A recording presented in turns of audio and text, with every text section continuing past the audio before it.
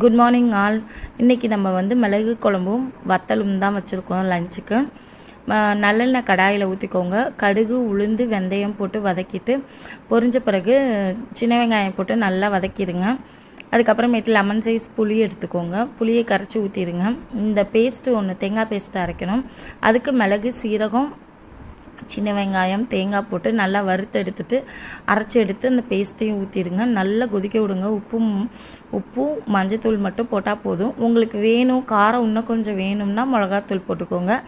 காரம் வேணாம் போதும் அப்படின்னு நினச்சிங்கன்னா வெறும் மஞ்சத்தூள் உப்பு மட்டும் போட்டு கொதிக்க விட்டுருங்க. நல்லா குழம்பு கொதித்து வரும். நல்ல டேஸ்ட்டாக இருக்கும். இதுக்கு நல்ல காம்பினேஷன் வந்து வத்தல், அப்பளம், ஆம்லேட் இதெல்லாம் சூப்பராக இருக்கும். ஏதாவது பொரியல், காய் பொரியல்னு நல்லாயிருக்கும். இந்த ரெசிபி பிடிச்சிருந்தா என்னோடய சேனலை சப்ஸ்கிரைப் பண்ணுங்கள், லைக் பண்ணுங்கள், ஷேர் பண்ணுங்கள். தேங்க்யூ.